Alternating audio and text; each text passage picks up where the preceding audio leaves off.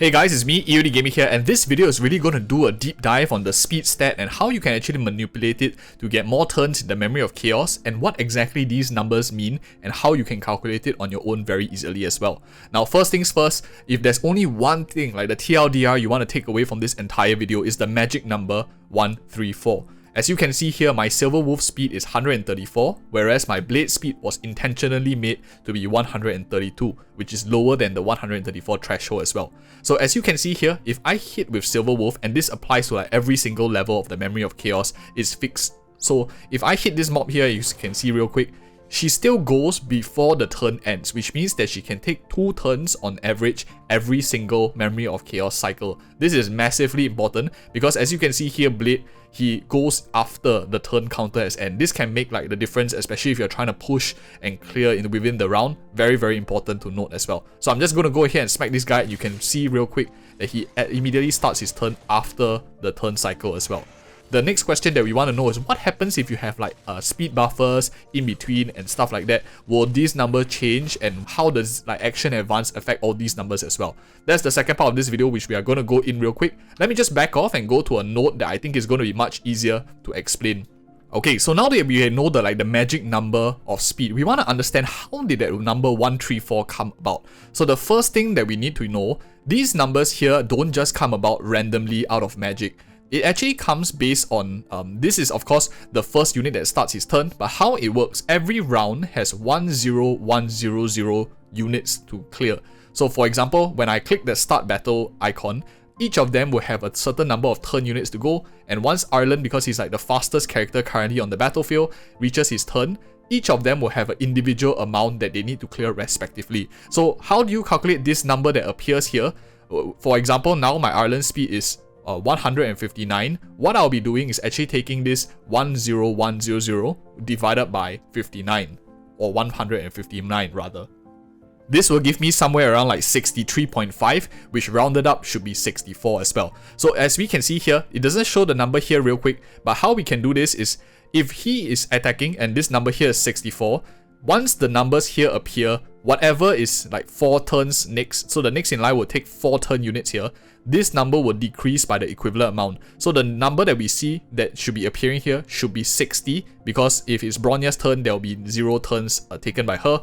So this number will be 60 instead of the 63.5 that we see. So I'm going to go ahead and smack this guy real quick.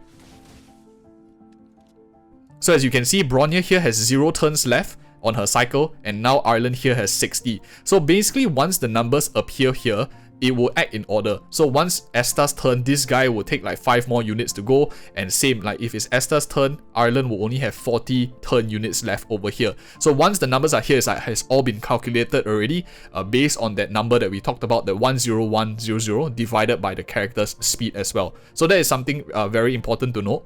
The next thing I want to talk about, bear with me, I know it's a lot of math, but I'm trying to make it as easy as I can.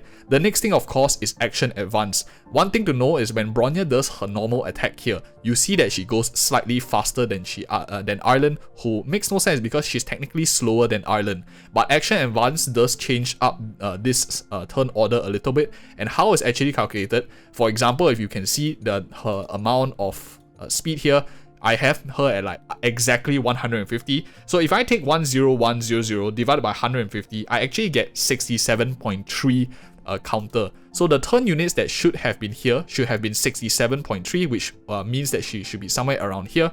But then she gets a 18% action advance when she uses her basic attack. So what I'm going to be doing is I'm actually taking this 67.33 multiplied by 0.82. That is 100 minus away 18% action advance forward. So multiply by 0.82, that will actually give me 55.2, which is exactly the number that we see here. So that is how like action advance affects it, and for example like how the speed counter here, the number exactly works. So that we answered that portion. Let me just go ahead and smack one guy so we can see the counter 55. I just want you to observe, once it's Esta's turn, this becomes 0. Ireland will be 40. Bronya will be 35 because the turn units here are already like standardized based on the character speed. So I'm just going to poke this guy here. You will see this being 35, 40. Okay, and the difference between like 35 and 36, likely because of rounding issue, there's maybe like some decimal places here and there based on the turn unit multipliers. So that is one thing to consider as well. Now, the next thing I want to talk about really is what if I press this speed button here? Now, in order to understand like this speed button, we need to have a concept of how many turns are left, how many turn units exactly are left. So Herta is going to be an excellent example for here because I have her catered for us nicely at 100 turn units. Bronya, of course, is at 150 just for easy mathematics for us to calculate. And I purposely like leveled up her ultimate just to give additional 50 speed for all allies. So when I press the ultimate, Herta will have 150 speed. So how do you calculate like the amount of turn units left for the character's turn? So in this case, what I'm going to be doing is I'm actually going to take this number here, 15, multiply it by the character speed, which in this case I can tell here from this graph here that the number of turns that's left for Herta to take, there's 150 turn units from here all the way to here, and that is how I get this number. And once I press the ultimate ability, this 1500 is going to be divided by her new speed, which is 150, which should make this number here after I press Herta's ultimate to be 10 as well. So just take note, this one is going to be 10 once I press her ultimate. And how Bronya's one is calculated on the other hand, because she has 150 speed. So what I'm doing is I'm taking this 32 units that you see here, you multiply it by 150 speed, that will tell me that she has about 5,400 total steps to take to reach this point. And this number will then be divided by her new speed, which is 200 after I press Esta's ultimate. So this should be 27, this should be 10 here. Let me go ahead and press the ultimate ability and we can see real quick. So as you can see, once I press the ultimate, this actually takes into account the 50 additional speed of the characters, and it then reallocates the amount of turns left for them to be boosted up to a certain point as well. And of course, this is why Esta is very good, because if we take the number 101, linking back to the start of the video, like 10100 divided by the threshold speed of 134, we can see that in a whole entire like memory of chaos cycle of one exact turn, there's a total of 150 units over here. This is why Esta makes a big difference, because once the character takes the first turn, you bump up their speed, the amount that they need to clear the remaining is of course lesser. This can be applied to anything else like dance, 20 speed. The concepts here should apply to everything as well. Okay, and this point, after seeing all the testing in-game, I want to do a bit more value add to you guys and your learning as well. And I want to do a bit of Excel documentation. I think the last question that needs to be answered is, what is the efficiency amount of speed that we should have on every single character? So what I have here, from all the things that we have in the video so far, we know that the threshold speed is 134. This is the magic number that we have. Every single cycle of or turn units will be this number here, and in every MOC cycle, this is the amount of turn units that we have, 150. You don't have to memorize any of this, like none of this matters. Like these two are probably the most important magic numbers. So what I went to do is like some math, is I went to go and see how much do we actually need to get 3 turns, character action turns in one MOC cycle, and that break-even number is roughly around 201. 201 is how you get 3 turns, and obviously it's not very efficient to build a character so fast to act 3 times, because you will likely be giving away a lot of your resources for other damaging options like crit damage, crit rate, and stuff like that.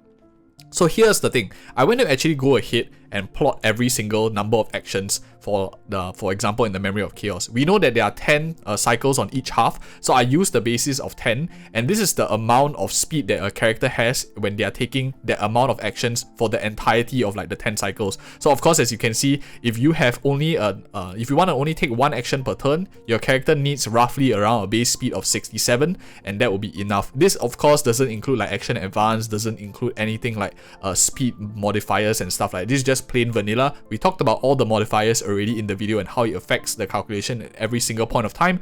But basically, if you can see here, number of actions in 10 turns, anything slower, maybe your characters like speed down, that means you will act like less than 1 action per turn as well. So for example, if you wanted the 20 turn actions, so 2 times per cycle, that is like 134, and then so on and so forth. We have every single factor, and the most important number that we need to know, I think, from this is 6.7 is the very, very important number, or rather 7 speed. So for every 7 speed your character has in base speed, you actually get 1 extra turn advance. What this means is, for example, if let's say our characters generally have around maybe this amount of speed, 100 speed thereabouts, you'll be taking around 15 actions in a turn. What this means, if you increase your speed by 7, you actually get 1 entire action more, which according to calculations, like let's just say not assuming like even calculating like the action, the amount of extra energy that you get, just 16 divided by 15, you actually get a roughly around a 6%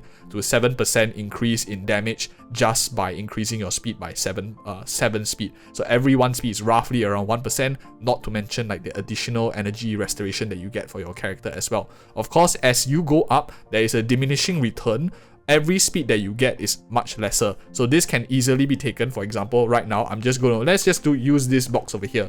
So how I'm going to do this, of course, is just very simply, I'm just taking the number here divided by this, because this is the incremental amount of damage in terms of like total damage, assuming that every action is like 100% damage. We don't care about skill or that, just being very, very simple. And if we drag this number down, as you can see, for every 7 speed increments, you actually get a diminishing amount of returns on the amount of total action damage that you have. So as you can see here, at first it increased by 6.6%, then it's now only 6.25, it drops to like 5.8, and so on and so forth. So what this means is the higher your character's speed, you actually get a lot less value from speed as a substat if you're trying to push. Of course, if you have characters like Esta who immediately bumps from 100 to 150, you can see that the increment is from 15 actions immediately all the way up to 23 or 22 actions. That's like almost a 50% bump in damage, especially if they are flat 100. That's also another reason why Esta is so strong, that is not really factored into like crit damage, crit rate ratios as well, just from the very huge amounts of